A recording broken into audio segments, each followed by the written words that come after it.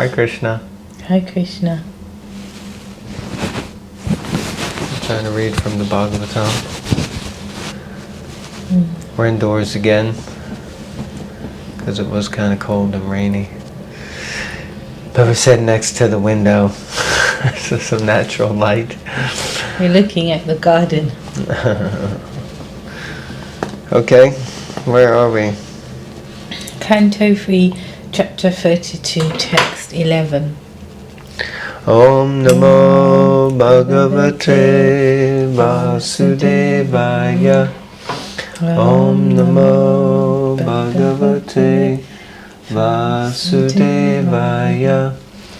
Om Namo Bhagavate Vasudevaya. Okay, text 11. Therefore, my dear mother, by devotional service, take direct shelter of the Supreme Personality of Godhead, who is seated in everyone's heart.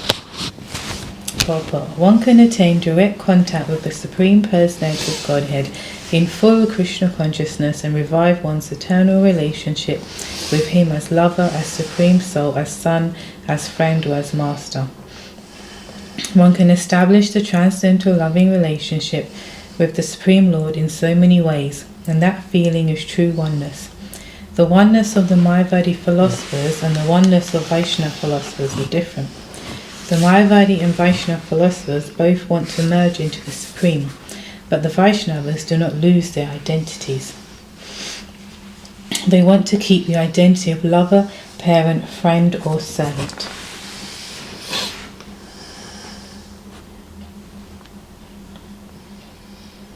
It's interesting, it says the Mayavadi and Vaishnava philosophers both want to merge into the Supreme. So often it's like derided or criticized that the Mayavadis just want to merge, but the Vaishnavas also want to do that. But it's Prabhupada explains, but they do not want to lose their identity. So the merging is more in the sense that going by the will of the Lord and what pleases Krishna, and how to serve Him. This is a form of merging, but it doesn't mean that they lose their personal form or identity because they want to serve. And if you're just merged in the Brahma Jyoti, we're not doing any personal service as such. So they do have the mood of oneness, but oneness in the sense that we say, thy will be done, whatever you desire, I'm happy to do. And that we can do in different ways, as Prabhupada says, as a friend, parent, lover, servant, but all on the same track. Nice.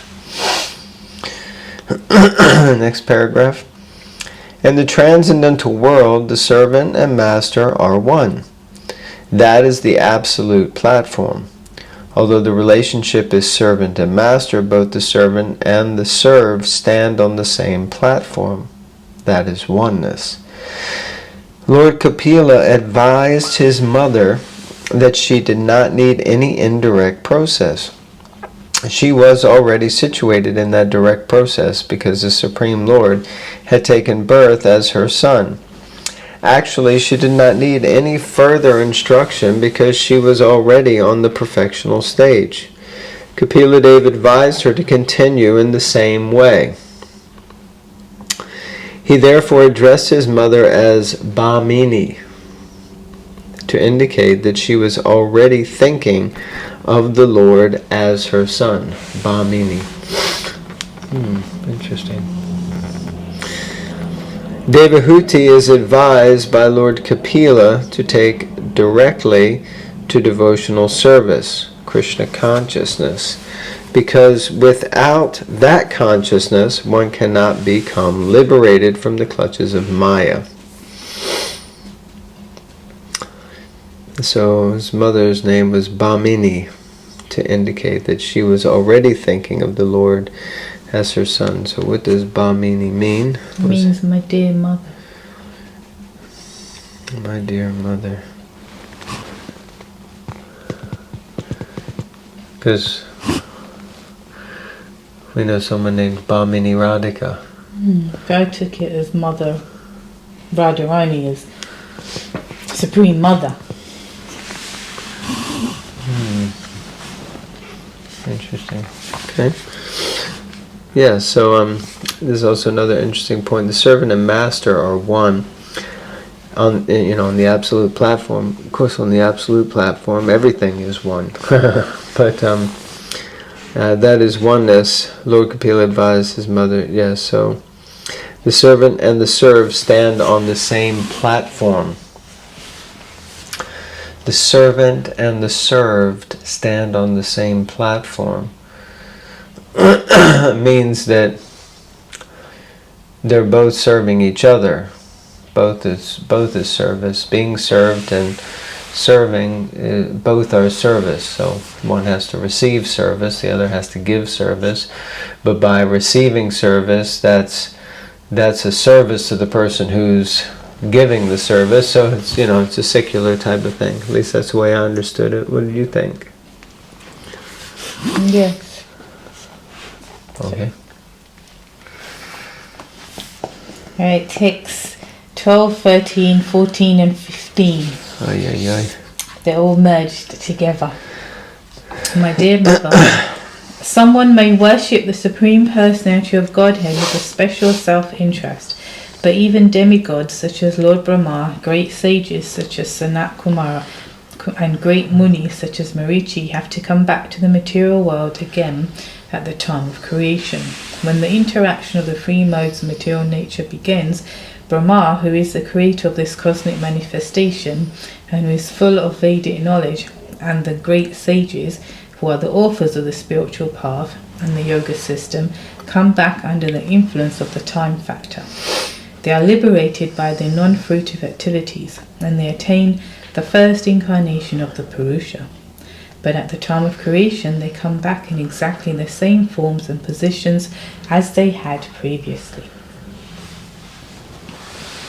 That Brahman becomes liberated is known to everyone, but he cannot liberate his devotees. Demigods like Brahma and Lord Shiva cannot give liberation to any living entity. As it is confirmed in Bhagavad Gita, only one who surrenders unto Krishna, the Supreme Personality of Godhead, can be liberated from the clutches of Maya. Brahma here is called Adya Stira Charana. He is the original first created living entity, and after his own birth, he creates the entire cosmic manifestation. He was fully instructed in the matter of creation by the Supreme Lord. Here he is called Veda Garbha, which means that he knows the complete purpose of the Vedas. He is always accompanied by such great personalities as Marichi, Kashyapa and the seven sages, as well as by great mystic yogis, the Kumaras and many other spiritually advanced living entities. But he has his own interest, separate from the Lord's. Veda Drishtya means that Brahma sometimes thinks that he is independent of the Supreme Lord, or he thinks of himself as one of the three equally independent incarnations. Brahma is entrusted with creation, Vishnu maintains, and Rudra, Lord Shiva, destroys. The three of them are understood to be incarnations of the Supreme Lord in charge of the three different material modes of nature, but none of them is independent of the Supreme Personality of Godhead. Here the word Veda Drishtya occurs because Brahma has a slight inclination to think that he is as independent as Rudra. Sometimes Brahma thinks that he is independent of the Supreme Lord, and the worshipper also thinks that Brahma is independent. For this reason, after the destruction of this material world, when there is again creation by the interaction of the material modes of nature, Brahma comes back. Although Brahma reaches the Supreme Personality of Godhead as the first Purusha incarnation, Mahavishnu, who is full with transcendental qualities, he cannot stay in the spiritual world. So it doesn't really sound like a good deal. Where? Well, Lord Brahma is the first created being. There's such a high and responsible post, very important in creating everything, and yet he has to keep coming back. And not only that, and you might say, okay, but it's not just about going back to Godhead, because we can be back to Godhead right now as far as understanding, like in terms of our consciousness and feeling connected with Krishna. So you can be anywhere, but then it says he has he has that weakness, as it were, to be covered, which means from time to time, as we see in the Srimad Bhagavatam or Krishna book more specifically, he gets a good whooping from Krishna different ways, because he gets covered, and then he starts to think like an ordinary living entity and starts to mess about with it. So it's quite an interesting, heavy role and task he's taken on. I'm just wondering if this is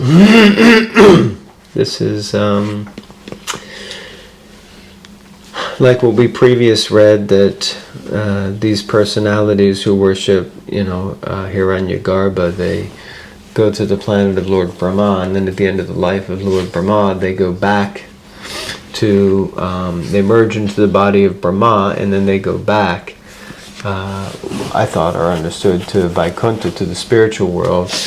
Or they go to where Garbhodakshaya Vishnu is. And of course, Garbhodakshaya Vishnu is in the Garbha ocean, which is in the material universe. So it seems like what's being said here is on the point that that's what they do, is they merge into the body of Brahma, who then merges into the body of Garbhodakshaya Vishnu, and then is re-impregnated again into the material energy along with all those persons who merged into his body. Is that what your understanding is being explained here? No. Did that make sense, what I just said? No. Okay. So, do you want me to repeat it again, or you think it's not worth repeating? You can repeat it. Okay. Do you remember we read earlier about personalities who focus on Hiranyagarbha, and then they merge into the body of Brahma, and then at the end of 2 Paradas, they merge back in, they go back to Garbhodakshaya Vishnu. Do you remember that? Mm-hmm. So is this still discussing that specific point? Well, that's what I was wondering, because that one, it does clearly, Prabhupada clearly does say that's how they get back to Godhead. Well, I mean, if you merge into the body of Vishnu, that's certainly a level of, I guess you could argue that's a certain level of Godhead. I mean, even if you merge into the Brahma Jyoti, that's still on the transcendental platform. You've still transcended the material energy. Mm-hmm. So, anyway, let's read on and see. The specific significance of his coming back may be noted. Brahma and great rishis and the great master of yoga, Shiva, are not ordinary living entities. They are very powerful and have all the perfections of mystic yoga. But still, they have an inclination to try to become one with the Supreme, and therefore they have to come back. In the Srimad Bhagavatam, it is accepted that as long as one thinks that he is equal with the Supreme Personality of Godhead, he is not completely purified or knowledgeable. In spite of going up to the first Purusha avatar, Mahavishnu, after the dissolution of this material creation, such personalities again fall down or come back to the material creation. So it definitely seems to be, stating what I just said, which is that all of this isn't exactly them going back to Vaikuntha, although I could have sworn that's what Prabhupada said in that one, as you mentioned. But this sounds like they're just merging into the body, as more or less every body, everything, every soul does at the time of dissolution. So each universe dissolves at the end of the life of Lord Brahma, that's a complete annihilation and merges back into the body of ultimately Mahavishnu. Of course, we were hearing Garbhodakshaya Vishnu previously. So, yeah, like that. So, and then they stay there for the same amount of time as the life of a life of Lord Brahma before they are re-impregnated, because Mahavishnu then creates the universes because they come out of his pores, and he glances upon them and impregnates them with the living entities via his glance. Anyway, it's all very very deep, so let me just carry on. Next paragraph. It is a great fall down on the part of the impersonalist to think that the Supreme Lord appears within a material body, and that one should therefore not meditate upon the form of the Supreme, but should meditate instead on the formless. For this particular mistake, even the great mystic yogis or great stalwart transcendentalists also come back again when there is creation. All living entities other than the impersonalists and monists can directly take to devotional service in full Krishna consciousness and become liberated by developing transcendental loving service to the Supreme Personality of Godhead. Such devotional service develops in the degrees of thinking of the Supreme Lord as Master, as Friend, as Son, and at last as Lover. These distinctions in transcendental variegatedness must always be present.